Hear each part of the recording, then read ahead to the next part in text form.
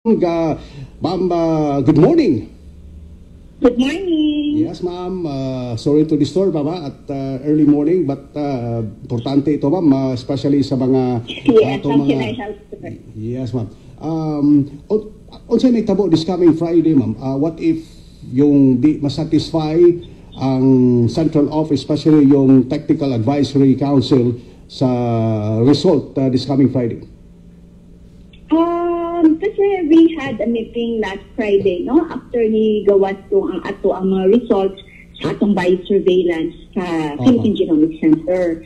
So, isa sa amo ang mga na-discuss ang sa Technical Advisory Council na kung pananglitan, ang ilahang mo yun is inaog ang ato ang quarantine status so stricter one or i-restrict ang atong travel. So, we appealed to them na tigaan tagduha ka semana kay atong i-review ang ato ang mga guidelines kung naabay kinahanglan pa i-improve no sa ato ang protocols on how we can control COVID. So we were given 1 week and karong Friday si Regional Director Dr. Bernadas and I will be presenting to them. We'll present our data and some changes no nga gihangi nato sa ato ang mga LGU partners. So hopefully makita nato nga we will be able to retain our NGCQ status. Yeah, but who will have the final say, Dr. Retse? It's the national office or the LGU?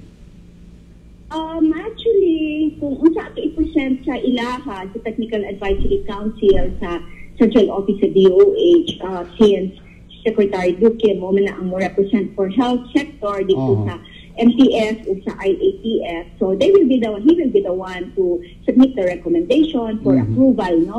Pero we're really hoping and praying ang ato ang data nga i-present sa ilaha o ang ato ang mga additional measures nga gihimo para ma-control nato ang coronavirus spread will be able to satisfy ang ilahang fears, no? Kay they're afraid manggod nga considering sa kakay atong mga kaso nga it might get out of control mo na ilang fear and we understand that or kaya naman ang ilang feeling sa central office nga kung dili ma-restrict ang travel kung naarigid na dinhi sa atua ang kanang mutations of concern basin madala makatag sa tibok Pilipinas.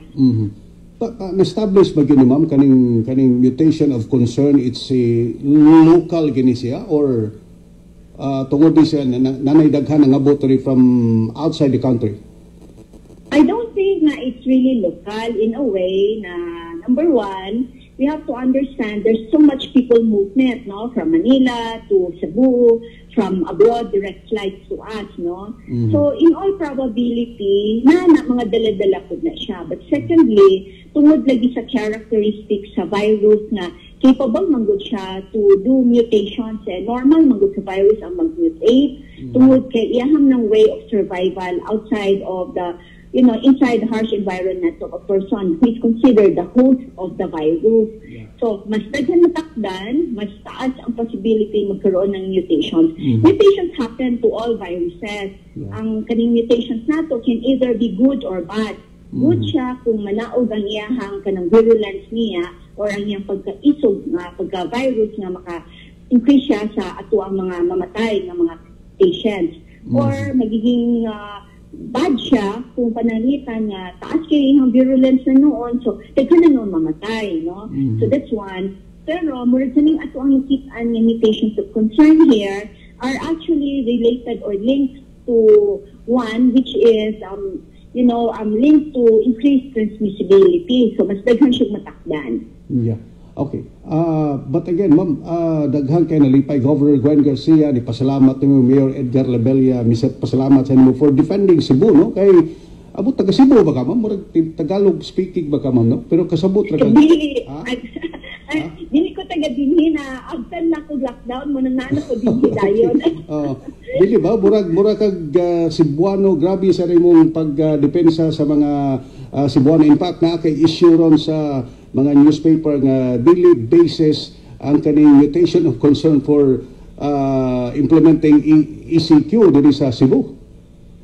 That's correct, sir. That's correct. Kasi when you look at it, there are several factors that will, be the reasons nga nung nagsaka atong cases. Aside anang atong ginaisip na kanang na fulfill no nga mutations of concern. But again, there's people movement. Our economy is open. And I believe, Mang Good Sir, na when the economy is open, this is how it will be. This is really learning to live with COVID. Pero, on the other hand, we need to understand nga, we have to look at our critical care utilization, ang atong kapasidad sa atong mga hospitals, sa atong mga healthcare workers to take care of those who will be admitted. And thirdly, we have to take into account our operation center, our emergency operation center, because they're doing a great job, no, with contact tracing, and then aggressive isolation, extraction, and then the testing good. Okay, yung lagi ko sa Manila nga, you know, the more numbers we test, the higher our cases are. So if we stop testing, then there will be no numbers. But we are not like that. We want to find COVID. That's why we test and test. And 85% of our cases are actually asymptomatic. That's right. That's pila to, ma'am? 85 to 90? 85%. 85%. Oh. And then ang question of the critical care unit, wa pa mo sa tamulapas, di ba? Di ba, ma'am? Wala pa, sir. We are in the safe zone. As of yesterday's data, that's around 50%. So the safe zone is 60%.